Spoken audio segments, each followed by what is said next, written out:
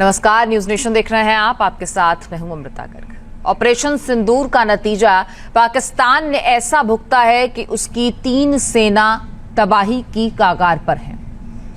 अब दूसरी तरफ पाकिस्तानी नेवी को कवर फायर देने की साजिश चीन भी कर रहा है, लेकिन इंडियन नेवी ने इसका भी इंतजाम करना शुरू कर दिया है और भारत की निगाहें तीसरे एयरक्राफ्ट कैरियर पर जा टिकी हैं। माना जा रहा है कि भारत का तीसरा एयरक्राफ्ट कैरियर दुनिया के सबसे ताकतवर एयरक्राफ्ट कैरियर की तर्ज पर तैयार होने वाला है। आप भी देखिए। ऑपरेशन सिंदूर का खौफ पाकिस्तान के अंदर जमीन, आकाश और समंदर तीनों जगह चप्पे चप्पे पर नजर आ रहा है।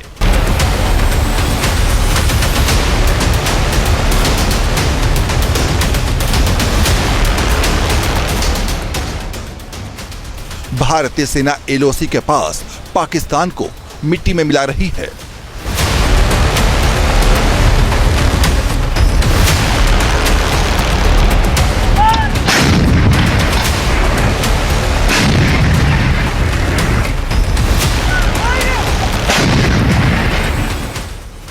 दूसरी तरफ भारतीय वायुसेना पाकिस्तान की साजिशों का हवा में ही सर्वनाश कर रही है।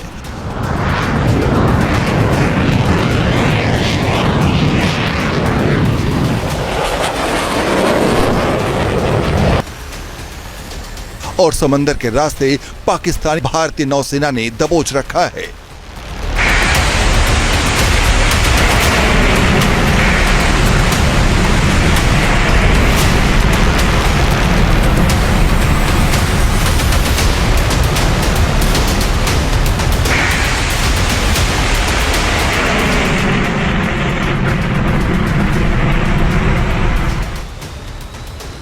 समंदर में हिंद के दमखम का नया दौर शुरू हो गया है।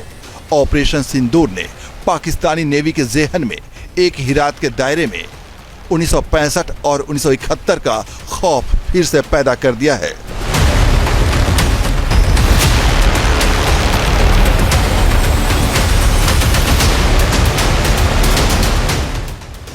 पाकिस्तान भारत को गिदड़ भपकी देता रहा है, लेकिन भारत सिर्फ पाकिस्तान ही नहीं बल्कि समंदर के रास्ते तुर्की से लेकर चीन तक हर साजिश के परखच्चे उड़ाने की पुख्ता तैयारी कर चुका है।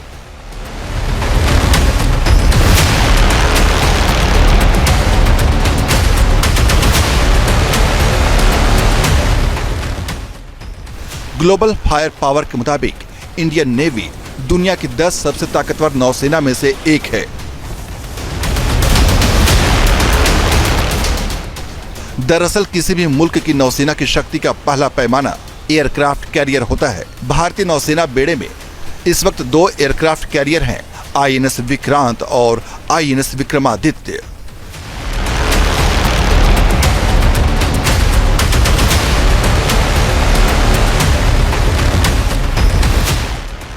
और अब तैयारी है एक और नए विनाशक एयरक्राफ्ट कैरियर बनाने की। भारत ने आईएनएस विक्रांत को फिर से समंदर में उतारकर एयरक्राफ्ट कैरियर के निर्माण की दक्षता दिखा दी है। अब बारी है एक कदम आगे बढ़ने की।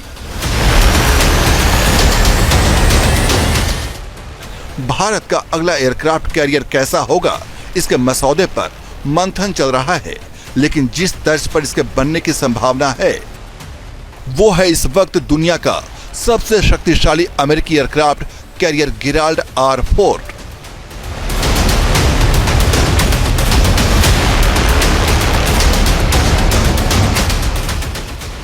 गोवा और दिल्ली में भारत और अमेरिकी नौसेना के अधिकारियों के बीच एयरक्राफ्ट कैरियर टेक्नोलॉजी को ऑपरेशन की बेहद अहम बैठकें हुई हैं। दोनों मुल्कों ने एयरक्राफ्ट कैरियर के फ्लाइंग ऑपरेशन के सेक्टर में नई तकनीक के विकास को लेकर हाथ मिलाया है। हम शायद सबसे पहले एक ईमेल्स यानी electromagnetic aircraft launching system America से ट्रांसफ़र ऑफ टेक्नोलॉजी के तहत लेंगे, जिसको कि हम आईएनएस विशाल पर इंस्टॉल कर सकते हैं। ऐसा होने पर आईएनएस विशाल दुनिया के उन गिने चुने कुछ एयरक्राफ्ट कैरियर में से होगा जिसमें ये लेटेस्ट एयरक्राफ्ट लॉन्चिंग सिस्टम होगा। नेवल पावर के लिए भारत और अमेरिका का एक साथ आने का मतलब है अरब सागर और इंडो पैसिफिक से लेकर साउथ चाइना सी तक समंदर के वर्ल्ड ऑर्डर का पूरी तरह से बदल जाना विस्तारवादी चीन की थर्राहट समझी जा सकती है।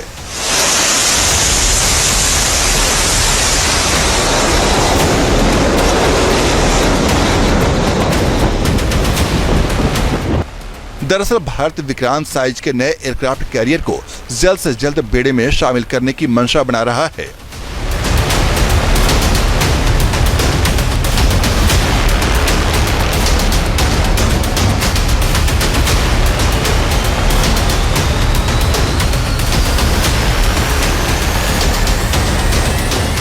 इस लिहाज से गिराल जैसी ताकत हासिल करना चीन और पाकिस्तान के सामने गेम चेंजर साबित हो सकता है।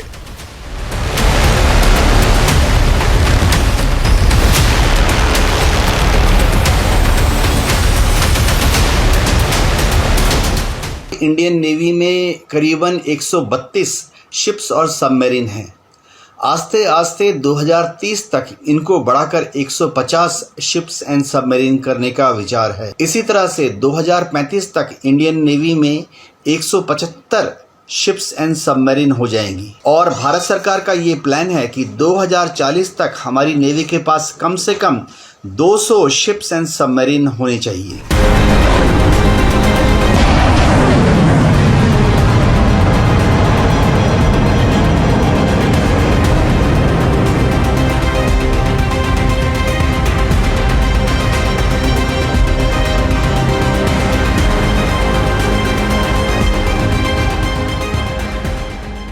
भारत की निगाहें नए एयरक्राफ्ट कैरियर पर लगी हैं, लेकिन फ्लीट के बादशाह आईएनएस विक्रांत की ताकत ही पाकिस्तान जैसे मुल्क को पिद्दी साबित करने के लिए काफी है। इस हकीकत को देख लीजिए।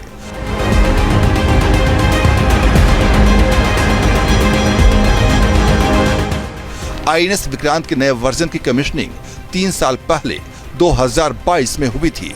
इसकी डिजाइनिंग और इसका निर्माण पूरी तरह से भारत में हुआ था। यानी आईएनएस विक्रांत डिफेंस सेक्टर में आत्मनिर्भर भारत की ताकतवर पहचान है। 262 मीटर लंबे और 62 मीटर चौड़े इस एयरक्राफ्ट कैरियर में 14 डेक हैं और हर वक्त 1500 नौसैनिकों की मौजूदगी इसमें होती है। 45 दिनों तक लगातार समंदर में रहने की वजह से ये एक चलता फिरता किला नजर आता है। आईएनएस विक्रांत के डेक पर MiG-29K और नेवी हेलीकॉप्टर के साथ 40 फाइटर जेट किसी भी वक्त एक्शन के लिए तैयार रहते हैं।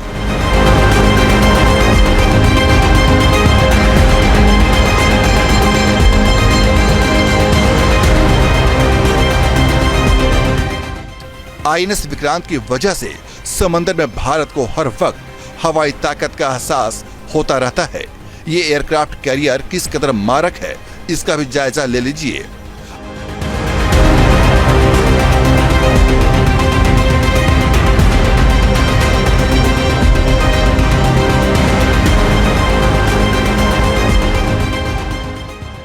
आईएनएस विक्रांत अपने साथ 32 Barak 8 surface to air missile, 16 BrahMos missile, एक OTO Melara naval gun, 4 torpedo launcher लेकर तैरता रहता है। सी किंग और ध्रुव हेलीकॉप्टर की वजह से आईएनएस विक्रांत अटैक और डिफेंस दोनों मोड में वॉरफेयर के लिए रेडी रहता है।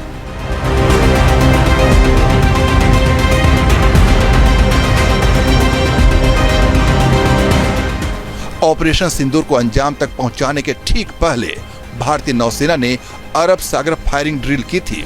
इस दौरान इंडियन नेवी ने long range antiship BrahMos missile को दागकर जंगी तैयारियों की ताकत दिखाई थी।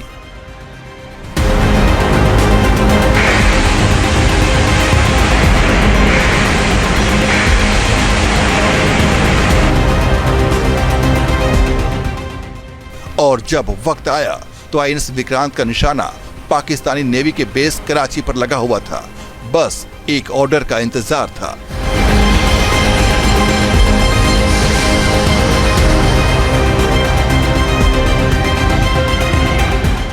कराची को हमले की जद में लेने के लिए आईएनएस विक्रांत के साथ ही 36 वॉरशिप, 7 डिस्ट्रॉयर और सबमरीन वॉर रेडी कर दिए गए थे।